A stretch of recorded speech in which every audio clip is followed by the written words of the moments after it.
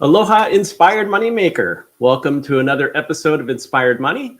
Whether it's your first time here or you're a long-term listener, we're so glad to be together. If you're tuning in live, your comments at YouTube, LinkedIn, Facebook, or Instagram can guide our conversation today. So I encourage you to do so. I just got back from a couple of days at the Exchange Conference in Las Vegas. So coming back has been a little bit crazy between time zones and getting back on track, catching up on work. But it was really great to meet several Inspired Money guests who have been on the show more than once, and I had never met them in real life. Ann Lester was a speaker, manager of the Pink Healthcare ETF. My friend Mike Taylor was there, and Michael Gayed of the Lead Lag Report. A big thank you to Michael Gayed and Columbia Threadneedle for encouraging me to attend. And Mike Taylor and I, along with Mike Green, who is the founder of Simplify Asset Management, we had a fabulous dinner. So it was a really good time. Lots of great sessions with other financial advisors and industry leaders talking about trends and the economy and best practices. But it's also great to be back. So today we're tackling a question that looms large for anyone planning for retirement. How do you turn your savings into reliable income that lasts? In my experience, the shift from earning to spending can be a tough balancing act. There's market volatility, inflation, and unexpected expenses that can make the process feel overwhelming. But don't worry, we have you covered. To help you navigate the complexities of retirement income planning, I've gathered some of the brightest minds in the space. They're here to share proven strategies, practical insights, and maybe even challenge some conventional wisdom along the way. Today, I hope that we're going to cover building your income plan, tailor a retirement strategy to fit your goals and lifestyle, diversifying your income streams. We're going to explore how combining investments, pensions, Social Security, and more can provide stability, and tax-smart withdrawals, learning how to minimize taxes and keep more of your hard-earned money. Plus, we'll touch on inflation-proofing your income and managing healthcare expenses, everything you need to feel more confident about your financial future. But before we dive in, a quick thank you to our sponsor. Today's episode is brought to you by Seeking Alpha Premium, your go-to resource for smarter investing decisions. With Seeking Alpha Premium, you'll get access to in-depth stock analysis, powerful quant ratings, and expert insights from thousands of investors. Whether you're a seasoned investor or just getting started, the Seeking Alpha platform can really help you get a bull and bear perspective for every holding in your portfolio. You can try it out for free and get a 7-day trial, plus $30 off your first year at inspiredmoney.fm/trial30. That's inspiredmoney.fm/trial, and the number's 30. That's an affiliate link, so if you subscribe, you're supporting the show, and I appreciate it. Let's bring in our guest to help you navigate the complexities of retirement income. I'm thrilled to introduce 4 incredible experts. Let me start with Wade Pfau. Welcome back to the show, Wade. He is one of the foremost thought leaders in retirement income planning. He's a professor at the American College of Financial Services, a partner at McLean Asset Management, and the author of the widely acclaimed Retirement Planning Guidebook. He has a PhD in economics from Princeton University, and his research has shaped how retirees and financial professionals approach sustainable income strategies. Wade, welcome back. Thanks, Andy. It's great to be here. Yeah, we're going to have a retirement income party today. And my understanding is that you guys have all crossed paths many times over the years. That's right. Correct. Lots of conferences, lots of books. Yeah. So next we have Mary Beth Franklin, CFP. She's a leading authority on Social Security and Medicare, a veteran financial journalist. She spent over 40 years educating both consumers and financial advisors. She's also the author of Maximizing Your Social Security Retirement Benefits. And if you want to get every dollar you're entitled to, Mary Beth's insights are invaluable. Welcome. Thanks, Andy. We have Bill Bengen here. He's revolutionized the way that we think about retirement withdrawals and is the author of A Richer Retirement.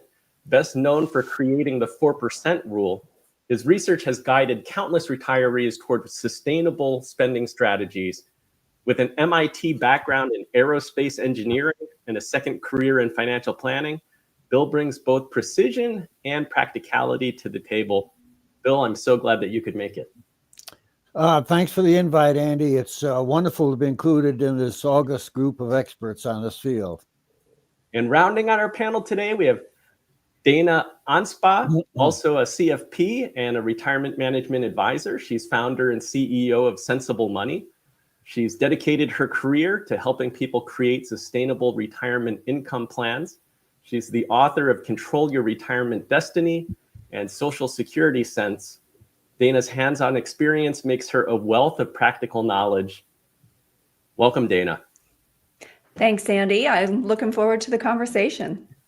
And I'm still admiring your blazer and glasses. Well, our brand colors are orange, so, I have to look the part. Branding is so important. We're all learning. So this is quite the lineup. Get ready for an actionable session of great advice, fascinating insights, and maybe a few surprises. Let's jump straight into segment one. A successful retirement income plan starts with clear goals, diversified income sources, and risk management. Start by defining retirement objectives, including lifestyle preferences and spending needs. Identify reliable income streams like Social Security, pensions, and investments, ensuring a mix of growth and stability. Managing risks like market downturns, inflation, and longevity is crucial. Asset allocation strategies, such as blending stocks, bonds, and annuities, balance returns and protection. Sustainable withdrawal rates, such as the 4% rule or dynamic strategies, help preserve savings. Tax-efficient withdrawals optimize income, while annuities and passive income sources provide stability. Factor in healthcare costs, including insurance and long-term care. Regular financial reviews ensure adaptability to economic shifts. A well-structured plan builds confidence, offering financial security and flexibility throughout retirement.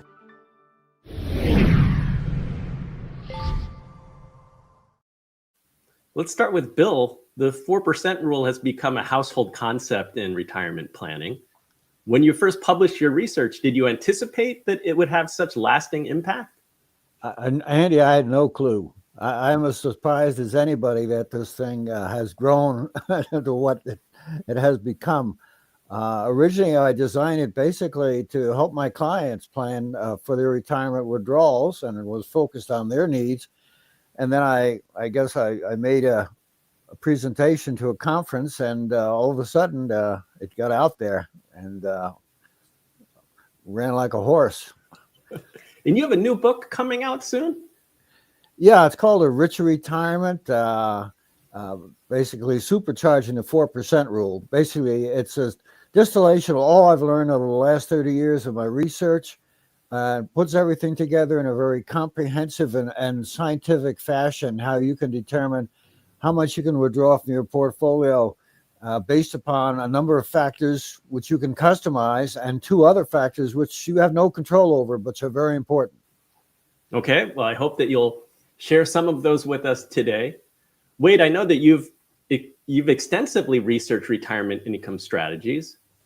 What's the biggest misconception retirees have when they start planning their income? Well, I'd say that the biggest misconception may just be that people don't know they have different options out there. There are different viable approaches to building a retirement income plan. And it's really important to find an approach that you're comfortable with. When you start looking online, there's a lot of disagreement about which approach is best. But ultimately, whether it is more of a purely investment-based, taking distributions from a portfolio, whether somebody prefers the bucketing idea where you invest differently based on the time horizon, or whether someone prefers to have a floor of reliable lifetime income, there's different options, and it's important to find something you're comfortable with. And one's not clearly better than the other. I think that's probably the biggest misconception. In conversations that you may have with clients, how frequently does the 4% rule come up? For myself? Yeah. Well, I think ultimately the 4% rule, it's a research simplification to get an idea about what's sustainable. But most clients are using some sort of software that will simulate a financial plan with cash flows that vary over time, taxes that vary over time. And so you can't really talk about a specific withdrawal rate just because it doesn't really fit into the framework of spending from the portfolio will fluctuate over time. And in that regard, I don't think it really comes up that much in practice. Bill, I think you agree with that, correct? Because I've heard you reference the 4% rule as a worst case scenario. Yes, exactly is. And I agree with Wade that it is a simplifying tool because most people's situations are complex and require, detailed planning. And basically, it's establishes a certain level of withdrawals that you can reasonably expect to be in the neighborhood of. And particularly if you're a very conservative person, I've upgraded the 4% rule to 4.7%. And it's important to realize, as you mentioned, Andy, that it is a worst case scenario representing basically the experience of the retiree who retired in October of 68 and ran into a buzzsaw of bear markets and high inflation. I think one of the great values of the 4% rule, and we know Bill is extremely precise in his research, and it goes far beyond that simple rule of thumb. But for people approaching retirement who may be 1, 2, 3 decades away, it's a great rule of thumb of, gee, if I have $1 million portfolio, I can take out roughly 40,000 the first year and increase that amount for inflation. So I think its real value is to give future retirees a rough idea of what they might be able to expect in retirement. Yeah, it's a fantastic starting point. Mary Beth, I want to ask you, you've helped countless retirees navigate Social Security decisions. Talk about how Social Security, how we should be looking at it as the powerful foundation for a retirement income plan. And I should add, before you answer, more and more people that I talk to today, they're not that confident about having the future of collecting the Social Security that they will be owed. Those are two absolute facts. One, Social Security is the bedrock of retirement income for the majority of Americans, and therefore it's critical, and the faith in the program is critical. And secondly, because of all these advertising of what the new administration is suggesting to be done at Social Security, Elon Musk has called it a Ponzi scheme. I would disagree with that. It is a pay-as-you-go system. He has said there is enormous fraud, waste, and abuse. Well, in any program that spends $1 trillion a year, I'm sure there is a certain level of waste. But no, we don't see millions of people, 150-year-olds plus, collecting Social Security benefits. That's absolutely specious. And in trying to go after that broad concerns about abuse, they're using a sledgehammer and not a scalpel. The result is they're cutting staff, they're cutting phone services. The website is crashing from demand. We have so many people who are receiving Social Security checks. Social Security is 90 years old this August. It's never missed a payment, but people are now afraid, and that's what makes me angry. Our lawmakers, our politicians, our leaders should be reassuring people that Social Security is safe, and that includes the bureaucracy that delivers those checks and information about it. Dana, your thoughts? I know that at your firm, Sensible Money, you do comprehensive planning for retirees. Maybe you can share a story about how that planning process is really critical for a clear and personalized plan for someone's retirement. Yeah, there was a particular case that was going through my mind. I agree with what Mary Beth said about the 4% rule can be useful. I say when you're, 20 years away from retirement to get a general sense of how much you can withdraw. But we had an executive, he was actually an executive at a major financial services custodial firm that hired us to do a plan. This was probably about 8 years ago. And he had used the 4% rule to do all of his planning. The majority of he and his wife's assets were in tax deferred accounts. And he was, almost embarrassed to admit that he had forgotten about taxes. And so when you look at the intersection of taxes on withdrawals, he was going to have significant required minimum distributions. This was before the required minimum distribution age was increased. That was going to cause 85% of his Social Security to be taxed. It was also going to cause he and his wife to be in an increased, what's called IRMAA, or an increased Medicare Part B premium. And so this was someone that was educated. They were well versed in basic financial concepts. He actually had his CFP, but he wasn't practicing in and out. And so I say all of the time, there's these nuances that we deal with every single day, and you only retire once. And so that's a point where I think expert advice can be so valuable. One small nuance or piece of advice can make a significant difference in your future retirement lifestyle. It can make a difference in how long your money lasts. And so that executive always comes to mind when I think of the 4% rule, and just some very simple things that can easily get overlooked. In the case of that client, did he have time to make adjustments?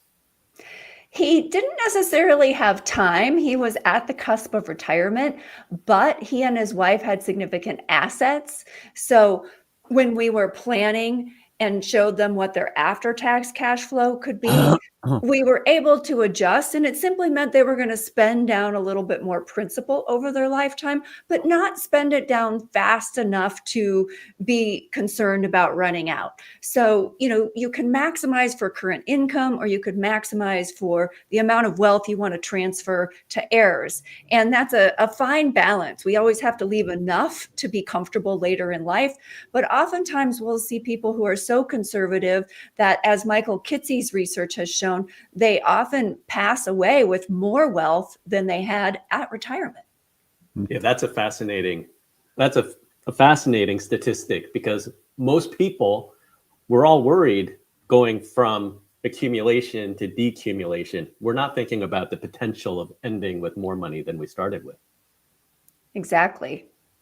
And Anybody? I think Dana was so right in pointing out the big shock, I think, for new retirees is their taxes in retirement. I think in the back of their mind was the promise that was made decades ago that the reason you save in tax deferred accounts like traditional IRAs and 401ks is you get an upfront tax deduction. And when your money comes out in retirement, you'll be taxed at that rate. And we all believe this myth that we would be in a lower tax bracket in retirement, which is seldom the case, particularly with so few people itemizing deductions anymore. The standard deduction is so high that people can be surprised of how much they pay in taxes in retirement, and also how much of their retirement income budget is consumed by healthcare costs. So it pays to plan. Let's go to segment 2. We're going to talk about creating a diversified income portfolio. A diversified income portfolio is key to financial security in retirement. Relying on a single source is risky. Diversification balances income stability and growth. Annuities can provide guaranteed income, with fixed annuities offering security and variable annuities allowing market participation. Dividend-paying stocks generate income while retaining some growth potential. Bonds, including treasury, corporate, and municipal options, provide stable returns with varying risk levels. Real estate, through rental properties or real estate investment trusts, generates income that can rise with inflation. CDs, high-yield savings accounts, and income-focused mutual funds, or ETFs, offer low-risk options while keeping cash liquid and accessible if needed. A well-structured portfolio blends these assets, aligning with your risk tolerance and income needs. Proper diversification supports steady cash flow, reduces volatility, and sustains long-term financial independence.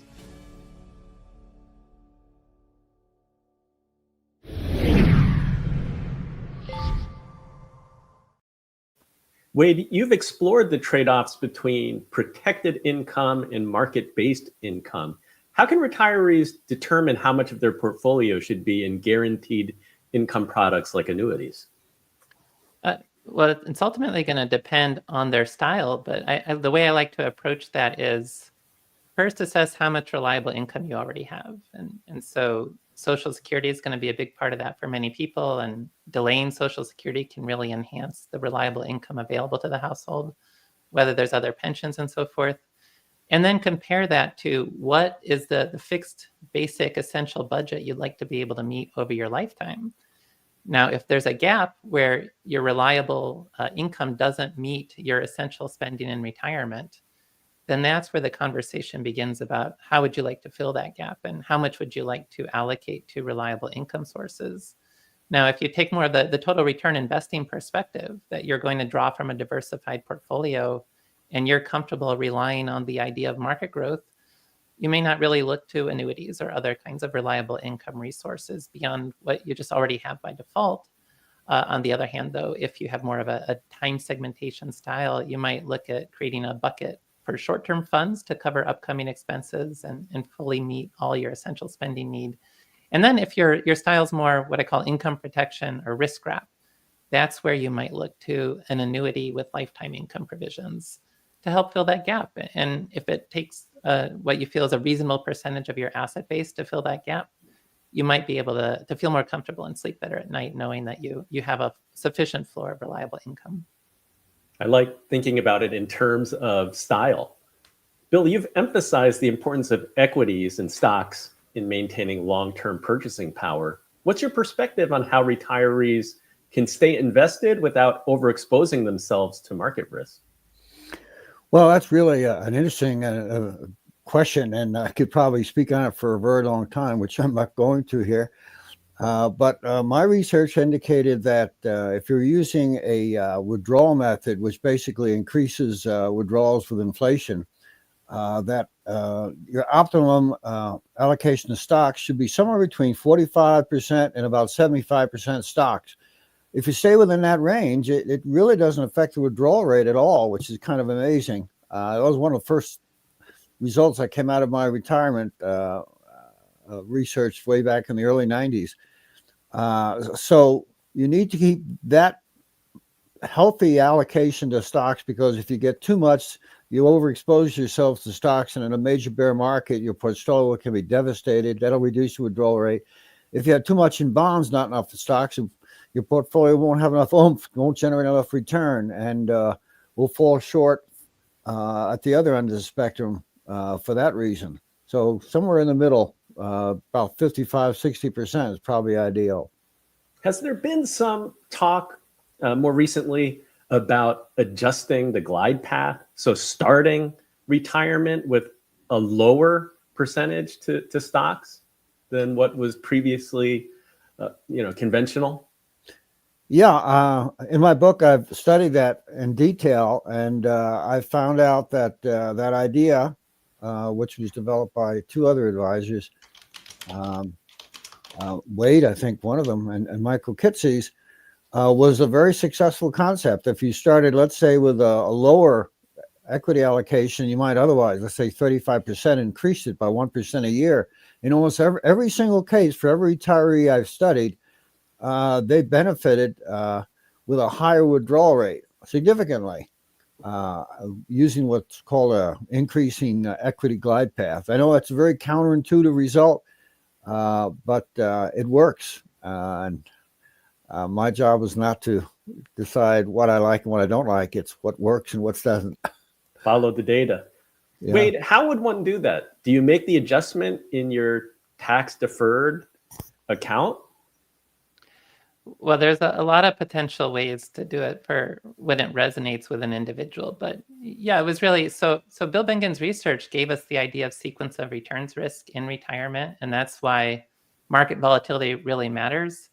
The rising equity glide path idea was meant to provide one way to manage that sequence of returns risk, that you have a lower stock allocation early on in retirement when you're the most vulnerable to volatility. But then over time, volatility will have less impact on the sustainability of your spending. And so increasing the allocation over time, maybe in the first 10 to 15 years of retirement, to get up to what you view, like Bill Bengen was saying, that maybe 50, 60% stocks for that later part of retirement afterward. One simple way to do it is you just build a front-end bond ladder. Say the first 10 years of retirement, I'll have bonds maturing every year and I'll spend those and I won't replenish them. And so as that bond ladder gets spent down, that's a feasible, practical way, and probably the easiest way to think about starting with that bond ladder fully in place at the beginning. You have a lower stock allocation, and then as you spend down that bond ladder, your stock allocation goes up to the level you'd ultimately like to see it at. It's a really interesting idea, because I think most retirees, they're worried that as soon as you retire, what if it's a year 2000, and that's going to impact how your retirement plan is going to be functioning right at the start. Dana, maybe you can talk a little bit about, I know that you advocate for balancing income certainty with flexibility. How do you tailor portfolios differently for clients in their early retirement years versus later years? Well, Yeah, it's interesting. We do exactly what Wade said. We build front end bond ladders. As a matter of fact, I have a paper on it illustrating that particular scenario over 2 different retirees in different historical periods. It's called the wind down, managing risk in the retirement red zone. It's available on the Investments and Wealth Institute's website, but it can be great for people who want to see an example of what it looks like to build a bond ladder and how that looks in action. But we do that for every single client. We've been doing it since 2012. Now, it does get customized to their situation. And so what typically happens now, we have, 13 years later, we have clients to see how their allocation has evolved since they first retired. And we had many who retired not in 2000, but in 2007, right before the Great Recession. And so we can see exactly what Wade is saying. As we've spent some of those bonds that have matured, we've also been able to continue to add bonds to make sure at least 5 or 6 years of their future income is covered by maturing investments. But the equities have grown enough that they have experienced a rising equity glide path. Maybe they retired with about 60% equities, and right now they're sitting at about 70 to 72% equities. And we have a process for monitoring that. So when the equity allocation gets over specified threshold amounts, then we sell some of those equities and again, add on to their bond ladder. But it works really well when the market goes down. For the clients that really understand the process, we have actually gotten thank you emails saying, thank you so much. I understand that my income right now isn't impacted by this current market volatility. I understand how the bond ladder works. So it helps bring peace of mind. That's how I look at it. It's a strategy that people understand, and it really helps bring peace of mind. Are you keeping the stock allocation as is at the start of retirement, or are you dialing that lower going into retirement? We are measuring by the number of years of cash flow covered. So it's not a traditional rebalancing model of looking at stocks versus bonds. It's really looking at where is the most risk, which is that retirement red zone period, the 5 years before and first 5 years of retirement. And it's not quite to the extreme. Kitsy's has an article on building a bond tent where you would bring your equity allocation down to perhaps 30 or 40%. We're not that extreme, but it is saying I do want a longer bond ladder. Maybe it's to cover the bridge between when Social Security starts, but really to cover those riskiest years. As you get later in retirement, we have more data. We have 5 or 10 years of retirement in the rearview mirror to say, okay, we didn't get a worst case scenario. You are ahead of the path where we thought you would be. So maintaining such a lengthy bond ladder isn't as critical anymore.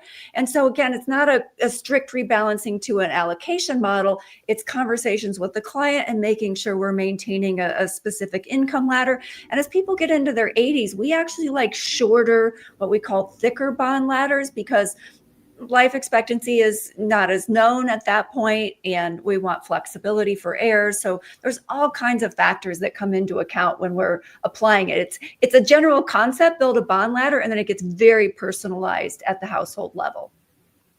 If I could jump in there for a second, I know Wade always talks about the retirement income investing styles, and I went through his style box, which I think is brilliant, and figured out that I like the idea of a risk wrap, some sort of guaranteed around my investments.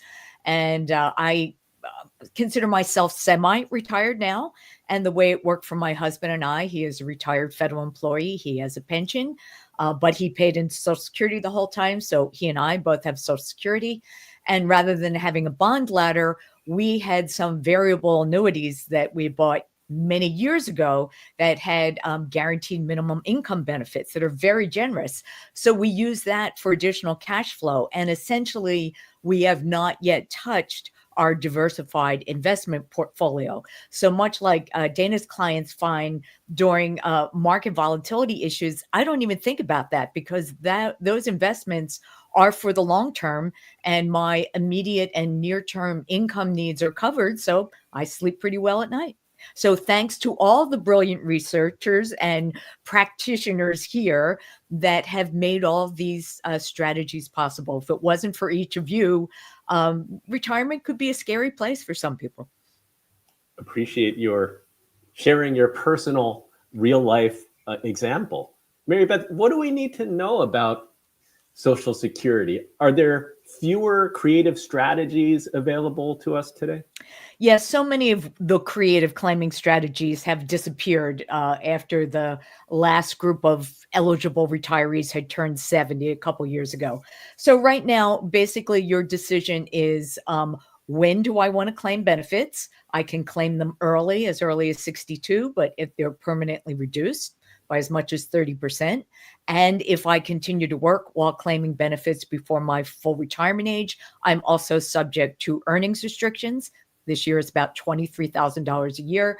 Earn more than that, and you could temporarily lose some or all of your Social Security benefits. Earnings restrictions go away at full retirement age. If you claim at full retirement age, you get 100% of those benefits that you have worked so hard for and paid so much for in the form of FICA taxes. But for those who are healthy enough and wealthy enough, frankly, to be able to delay claiming Social Security up until age 70, there is this huge payoff of an extra 8% per year for every year you delay between full retirement age and 70. We know there are long-term financing challenges to Social Security when the trust fund reserves are expected to be exhausted sometime around 2033. That does not mean Social Security is bankrupt. There would be enough ongoing FICA tax revenue to pay about 80% of promised benefits at that point. But frankly, no one is going to be satisfied with 80% of promised benefits. There are many things Congress can do in terms of tweaking benefits or raising tax rates or raising the amount of wages subject to FICA taxes to put this system on a sustainable future. My bigger concern more immediately is concerns about the delivery of customer service where the Social Security Administration is understaffed and underfinanced. Is it true? I heard you mention the statistic that Social Security claims reps did not give the best advice, something like 82% of the time. That was several years ago, a report from the Social Security Administration's internal watchdog had found that when it came to survivor benefits, many people are entitled to their own retirement benefit if they've an earnings history. And if their spouse dies, they may also be entitled to a survivor benefit. Those are two different benefits. In many cases, you can choose one first and switch to the larger benefit later. And often the benefit is to wait for the survivor benefit, because for many couples, that's the bigger benefit. And in 83% of the cases, the Social Security rep at the time did not offer those two options to the beneficiary. They suggested they take one or the other, and many people didn't realize they had a choice.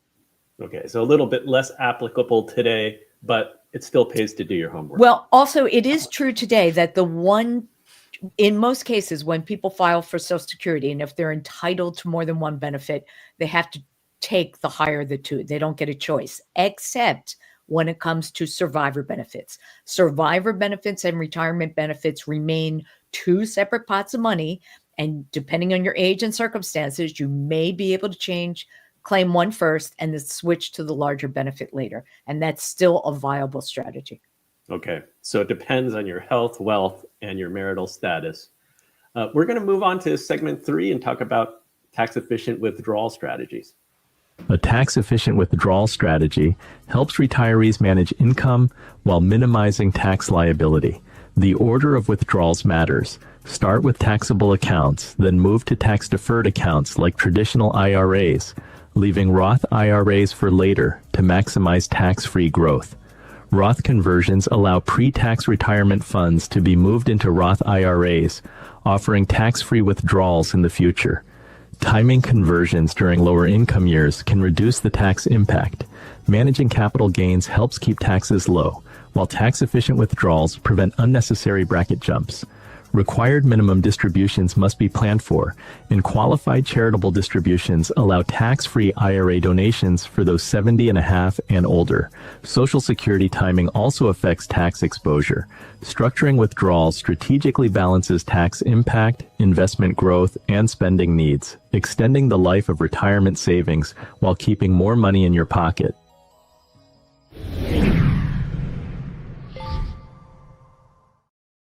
Bill, have you seen specific tax strategies that can allow retirees to withdraw even more than the 4% in certain scenarios? My expertise in this area is very, very limited because I concern only myself in my research, only what happens in the portfolio and not after the money leaves the portfolio. So taxation only enters my research when I'm considering, the effects on the withdrawal rate of whether you're in a taxable account or in a tax-deferred account. If you're a taxable account, what percentage your overall tax rate is. So I don't think I have much wisdom. I apologize to all from this area. I defer to the others. Do you look at the order depending on the account? No, I don't look at the order either. My research is, to make an analogy, is so narrowly focused.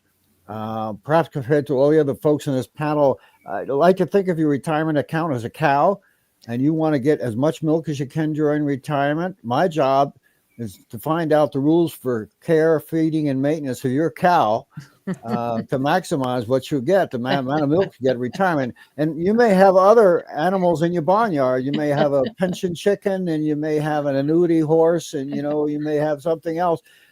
But kind of like Tommy Lee Jones in The Fugitive, I don't care about those other animals. I'm all focusing just on the cow. So I apologize.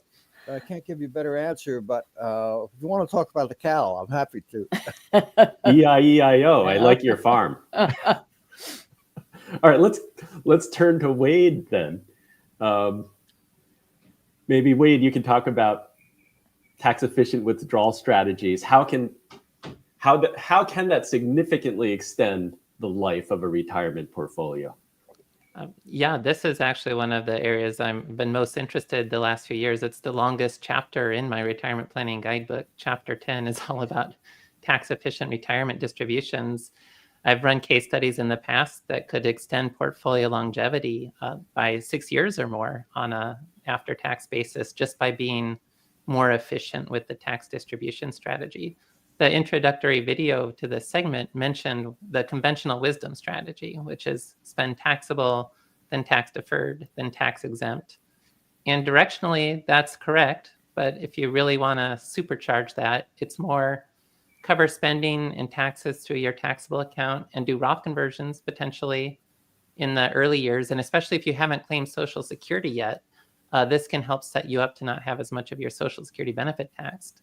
And then eventually when the taxable account is for the most part depleted, then it becomes a matter of blending distributions from the tax deferred and tax exempt account to manage the effective marginal tax rate that you have to pay, which considers not just federal income tax brackets or state income tax brackets, but also the really complicated and odd way that Social Security benefits get taxed. The idea that your long-term capital gains and qualified dividends stack on top of your ordinary income. And you have to be careful about, if I take a distribution from my IRA, I may be in the 12 or 10% federal income bracket, but that might also uniquely cause me to push $1 of long-term gains from the 0 to 15% preferential bracket. Suddenly I have an effective marginal tax rate of 25 or 27%. Then there's the IRMAA surcharges, where at higher income levels, you may be forced to pay 2 years later higher Medicare Part B or Part D premiums. And then the net investment income tax as well, where you might start to trigger that 3.8% additional tax on your investment income. And so with monitoring all those things, managing an effective marginal tax rate in a strategic manner can have a huge impact on the sustainability of funds in retirement and increase the after-tax sustainable withdrawal rate from your investments as well. Thank you for that. Dana, for clients with significant non-qualified assets, how do you manage capital gains efficiently? Very carefully. It's complicated, as Wade said. One of the cases that just crossed my mind is sometimes we have people come in, they may have a concentrated stock position. And so we know that almost 100% of every dollar we sell is going to be taxable. And we do have to fit that in with other things going on. For example, if we have someone retire pre-age 65, they may be eligible for the Affordable Care Act healthcare tax credit. And if we realize too much gains or they have too much income, we will void their ability to use that credit. And that credit, we had a case where it benefited our client to the tune of $24,000 a year for about 4 years in a row. And so we had to be very, very careful about realizing gains during that time period. Now we have another case right now that's rather interesting. We've been able to successfully build out their income ladder. This person is still working, but he has a concentrated stock position, but we've been able to whittle it down, but we still have a good chunk left. However, his wife is very, very ill. And so they live in a community property state. And some of the conversations we've had are, if she has a shortened life expectancy, should we hang on to that stock because it will be eligible for a step up in cost basis? And so these are very tricky situations. We have to weigh out the risk of holding the concentrated stock position with the potential that all of those gains could be tax-free considering her health situation. And so it's not always easy. It does require the ability to project the situation out and then to look at the outcomes under each course of action. And as Wade said, to be able to look at what the effective tax rate is and see, okay, which course of action is most likely, it's all probability based, which course of action is most likely to put them in a better situation. Juggling a lot of variables. I think one of the things higher income retirees are very concerned about is the Medicare premium surcharge. This year for individuals, people who have incomes of $106,000 or more, married couples double that to 12 or more, are subject to these higher income related monthly surcharge amounts. And there are 5 brackets. And when I do my personal income taxes, I think I'm less concerned about the income tax brackets as I am about these IRMAA surcharge brackets, because literally you could be $2,000 on either side of the next bracket. And if there's 2 of you who are Medicare age, it's times 2. So that's why I always encourage retirees to have some pot of tax-free money, whether it's Roth IRA money, it could be cash value life insurance, it could be proceeds from a reverse mortgage, that if they know they're close, if say they were taking out an extra $5,000, that they did it from that tax-free account rather than their tax-deferred IRA or 401k, it can make a huge difference in how much they're spending on Medicare. And as Andy pointed out, it's tricky because your Medicare premiums are based on the last available tax returns, which are by definition 2 years in arrear. So the thing is, Medicare premiums surcharges are increased each year for inflation. So if you just use the existing year as a safeguard and try to stay below that in a particular bracket, you should be okay for the next year. Amazing. We're covering a lot. We're giving listeners and viewers information through a fire hose. Let's go to segment 4. Inflation erodes purchasing power, making it essential to build a resilient retirement income plan. Stocks provide long-term growth, while Treasury inflation-protected securities are tips. Adjust with inflation, preserving value. Real estate, whether through rental properties or REITs, offers income that can rise with costs. Social Security benefits include cost of living adjustments, but not all pensions keep pace with inflation. A flexible withdrawal strategy helps adapt to rising costs and can impact how long savings last. Static withdrawal rates may fall short, while dynamic approaches adjust based on inflation and market performance. Budget flexibility is key. Prioritizing essential expenses while adjusting discretionary spending helps protect savings. Regularly reviewing income sources and projected costs ensures financial security and provides peace of mind. By incorporating inflation-resistant assets and adaptive spending, retirees can maintain long-term stability and protect their lifestyle.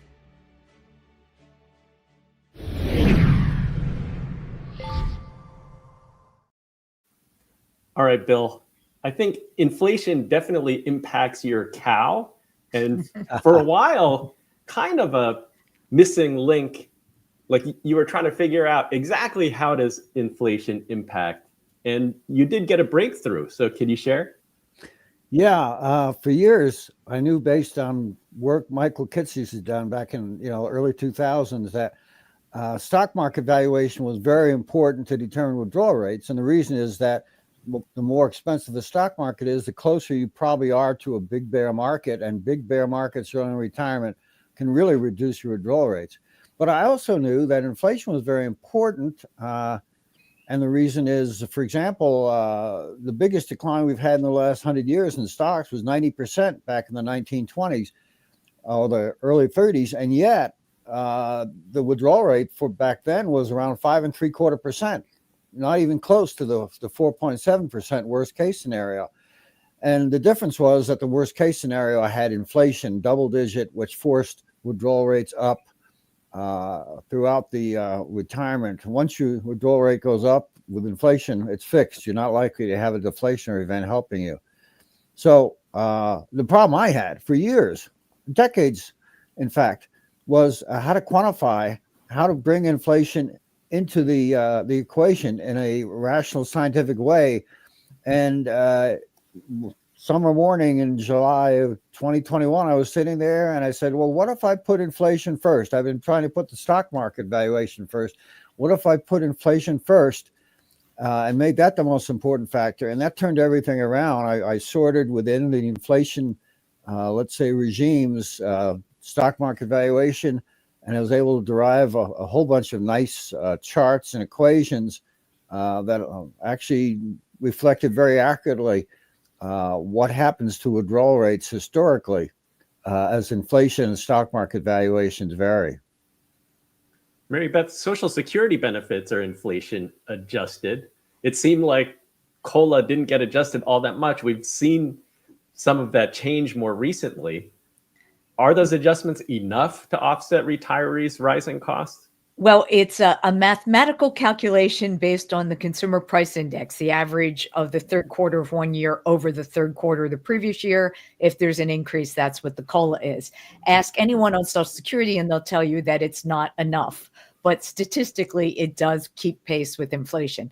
The problem is the way inflation is measured is for the average urban worker, and they spend money differently than the typical retiree, who tends to spend less on housing because they often own their home, but more on medical costs.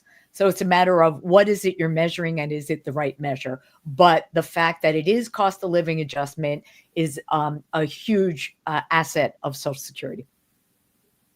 Dana, what's your experience in building inflation-resistant portfolios and combining that with flexible spending strategies? It's interesting because we feel like the best hedge against inflation is having a sufficient equity allocation. And so we don't necessarily tweak the portfolios to do something special about inflation, but we build in inflation assumptions into the future cash flows that we're going to need. Typically, we use 3% on basic living expenses and 5% on healthcare related expenses. And when you look at the data, I was just at a group in New York City. We were reviewing the JP Morgan data on spending, and there's other companies that have done longitudinal data on how spending changes throughout retirement. And it's usually at its peak during what we call the go-go years. And then spending does decline and it shifts. And so when they look at different segments, it certainly impacts different demographic sectors differently. Your higher net worth households in the later part of retirement, their charitable gifting and then just family gifting may go up, which shows they have the assets to spend, but they're not spending it on travel and entertainment and clothing. The spending shifts over time. So we've found we need to bake it into the plan. And we had a decade where we would offer clients, we've built an inflation raise into your plan. Do you need it? And they would say, no, I'm perfectly comfortable on what you're sending. And then, of course, in the last few years, we've found they have been more accommodative or more willing to take those inflation raises. And over time, it has still averaged out to what we had projected in the beginning. So I think it's just important to make sure you have built it into the plan in some fashion. Mm-hmm. Wade, inflation is one of the most significant risks to retirement income. Beyond Treasury inflation protected securities, what other strategies can retirees use? Mm-hmm. Yeah, well, TIPS or Treasury inflation protected securities, that is the hallmark asset that provides the inflation adjustment. And real interest rates right now are around 2.2%. That's plus inflation on top of that. So if you wanted 30 years of inflation adjusted spending, today you could build a 30-year TIPS ladder that would fund about a 4.6% distribution rate. So that's an obvious candidate. Social Security is very important, as Mary Beth was indicating, just because it's inflation adjusted, looking for at least the high earner in a couple to potentially delay towards age 70 is another great way to get more inflation adjusted spending. And then just relying on equities over the long term to provide an inflation hedge. Those are really the three main approaches to consider for inflation protection. So good diversification and offers you protection. Mm-hmm. Let's bring it home. We're going to go to our final segment. Healthcare costs pose a risk to retirees, particularly in light of rising expenses, longer lifespans, and the increasing prevalence of chronic conditions, all of which make proactive planning essential. Medicare provides foundational coverage, but gaps exist for expenses like dental, vision, and long-term care. Supplemental insurance, such as Medigap or Medicare Advantage, can help reduce out-of-pocket costs. Long-term care insurance or hybrid policies combining life insurance with care benefits can provide financial protection against extended care needs. Health savings accounts offer tax advantage savings for medical expenses, with funds growing tax-free and remaining available throughout retirement. Estimating healthcare costs, factoring in premiums, and potential long-term care expenses ensures realistic financial planning. Reviewing insurance options and maximizing available tax benefits can help mitigate unexpected medical costs. A structured approach to healthcare planning supports financial stability, protecting retirement savings from being depleted by medical expenses.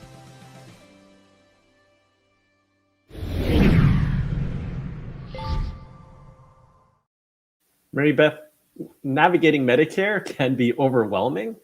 What are common mistakes retirees make when choosing coverage? What do we need to know? The first is when you need to sign up. The majority of Americans need to sign up for Medicare within either 3 months before their 65th birthday, their 65th birthday month, or 3 months afterwards. If they delay, they could face lifelong delayed enrollment penalties that they would pay every month for the rest of their lives, and may have limited choices regarding their supplemental Medicare. So signing up on time is important. The one exception to the rule is if you continue to work and have group health insurance through your employer or through your spouse's employer, you can delay enrolling in Medicare penalty-free. Aside from signing up on time, the other thing people have to decide is, how do I get my Medicare coverage? Either traditional Medicare with a supplemental plan, which can be a little more expensive, but gives you a much broader range of healthcare providers, or something like a Medicare Advantage plan, which is all-inclusive, often less expensive and throws in extras, things like vision and dental and hearing aids, but you usually have to use a prescribed network of providers. So it comes down to choice and cost, but most importantly, signing up on time. Bill, do you recommend adjusting withdrawal rates if a retiree lives into their 90s and beyond? Oh, yes. In fact, I've got a table in the book which shows what the withdrawal rate should be for any particular planning horizon. And for very short planning horizons, 2-3 years, you can take tremendous amounts, 30% a year. As you planning horizon gets longer and longer, you get to 4.7% at 30 years, and then at 40 years, maybe a little bit less than that. But you find out for very, very long planning horizon, which may apply to some of the fire folks, financial independence, retire early, it kind of reaches an asymptotic level. It doesn't go below a certain level, about 4.1% for, what I call the standard conditions. So yes, you have to very definitely take planning horizon into account, and you should probably build in a nice safety margin to your planning horizon, since we really don't know how long we're going to live. Yep. Have room for error, for sure. You ain't kidding. You don't want to run out. Wade, how should retirees estimate their healthcare expenses, especially beyond Medicare? Mm-hmm. Well, they'll want to consider out-of-pocket expenses. And I think, in terms of potential mistakes people might make, they should just think carefully. The Medicare Advantage plans are doing tons of marketing.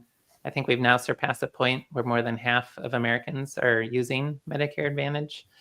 And that might lower costs in the short term, but not necessarily in the long term if you have medical conditions. That the most risk-averse individuals might want to take a careful look at original Medicare with a comprehensive supplement like the Plan G supplement.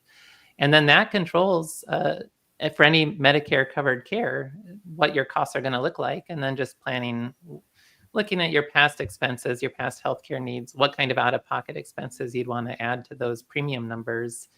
And then beyond that as well, just now we have the $2,000 out-of-pocket cap on the Part 3 prescription drug coverage. 100%. As long as the prescriptions are covered through Medicare, which may be a challenge or a question, at least you know what the maximum out-of-pocket expense is at this point. And that's a new innovation a few years back.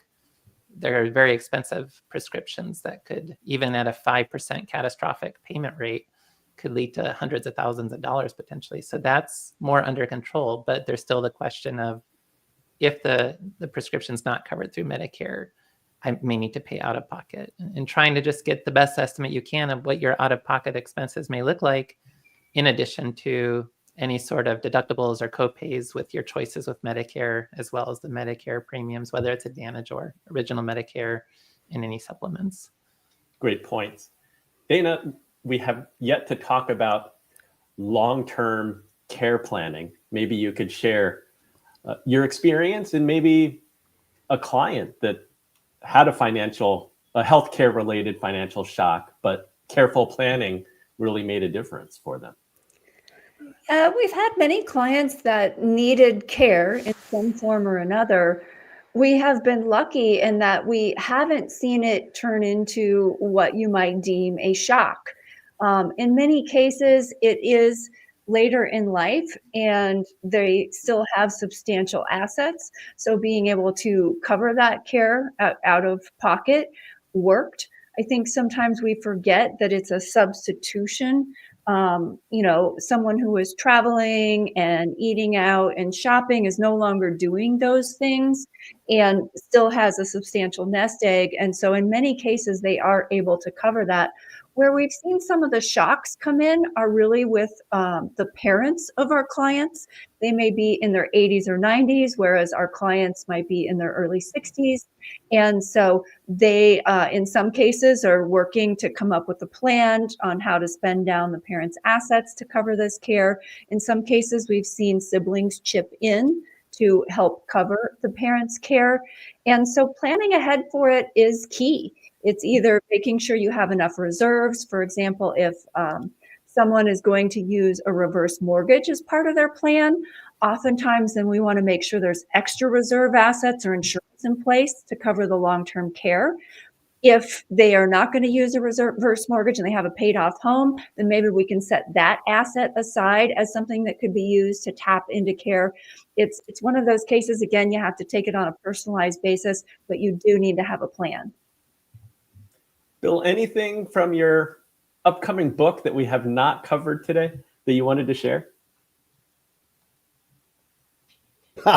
There's a tremendous amount of material in that book. It's very densely packed. Maybe I could just briefly speak about 2 case studies I did, because I took a look at managing your withdrawal plan, not just creating one, which I think is a very important topic. Let's say an individual runs into a big bear market early in retirement, well, garden variety, 30 to 35%, and they're going to see their withdrawal rate shoot up, and they may be concerned that they have to do something drastic in their spending. The best tactic I found out is probably to do nothing, is that the usually typical strong recovery in the stock market will take care of your withdrawal rate. It'll return to pretty much where it should be. However, if you run into unexpected high and sustained inflation early in retirement, that might last 5-7 years like the 1970s, it is time to panic. You should cut your expenses as soon and as drastically as you feel comfortable with, because inflation is the greatest enemy of retirees living off investment income. And if you don't do that, you really risk destroying your withdrawal plan. Important And insight. Andy, there is your headline. Inflation is the greatest risk to retirees. That's right. Said like a reporter. You heard it here first. Well, I don't know if anyone has anything else to add. I think we're just about at time. So I want to thank all of our panelists for joining today. This has been an incredibly informative conversation. A huge thanks to Wade, to Bill, to Mary Beth, and to Dana for sharing their wisdom and their experience. There's just so much to take away from today's panel. I think if I can just pick one thing, just for the moment, the key is it's important to remain flexible. You need flexibility. So whether it's adjusting your spending, refining your withdrawal strategy, or making the most of Social Security, you have to have the ability to adapt, and I guess maybe I should say planning. Planning is critical. So there are so many uncertainties when it comes to retirement. There's inflation, taxes, longevity. Planning and adaptability remain at the forefront. So I'd love for you to put today's insights into action. Here's an assignment for the week. Take a look at your retirement income plan. If you have not put together a financial retirement plan, today's the day to start. It pays to start thinking about it, to start planning. That way you can identify where your income will come from. And you can consider things like, do you have a diversified mix of income sources? Have you factored in how inflation, the biggest enemy of your retirement, could impact your spending over time? And are there opportunities to make your withdrawals more tax efficient? If any of today's topics sparked questions for you, now's the perfect time to explore further. Maybe it's understanding your Social Security options, considering a Roth conversion, or thinking through health expenses. I'd love to hear from you. Feel free to reach out to our panelists today and leave a comment or send a message with your biggest takeaways for today's discussion. I'd love to hear them. A thank you to the Inspired Money production team. Excellent segment edits by our producer, Bradley John Eaglefeather, and graphic animations by Chad Lawrence. Let's thank our amazing panelists once more. Be sure to follow them. Wade Pfau, you can read his books, many books, but Retirement Planning Guidebook. You can find him at McLean Asset Management and Retirement Researcher. Wade, the URLs are risaprofile.com, retirementresearcher.com. Any other links you want to share? The main one would be for people listening today, retirementresearcher.com. Thank you. Okay, that one's easy to type in. Dana Anspach, CFP, RMA, you can find her books. She has Control Your Retirement Destiny. I think that's in a second edition. Social Security Sense, you can find her at sensiblemoney.com. Mary Beth Franklin, CFP, find her book, Maximizing Your Social Security Retirement Benefits. You can find her at marybethfranklin.com. And Bill Bengen, retired financial planner. You can, Bill, I think you can find you on LinkedIn and keep an eye out for the book. Yes, and I'm developing a website that should be available soon that'll supplement a lot of the charts that are in the book. Oh, that's fantastic. There will be much demand for the data and information that you can share your website. Anything else to share from anyone? No, it's been a great experience. Likewise. Well, I thank all of our panelists. I thank the viewers and the listeners. We are actually off next week. Inspired Money is off the week of March 31st because it is spring break. My kids are off, and we will return the following week. The Art of Wine Pairing, Elevating Retirement Gastronomy with Fine Wines. It'll definitely be a fun episode. That's Wednesday, April 9th at 1 p.m. Eastern. Thank you everyone for joining us today. Until next time, do something that scares you, because that's where the magic happens. Thanks, everyone.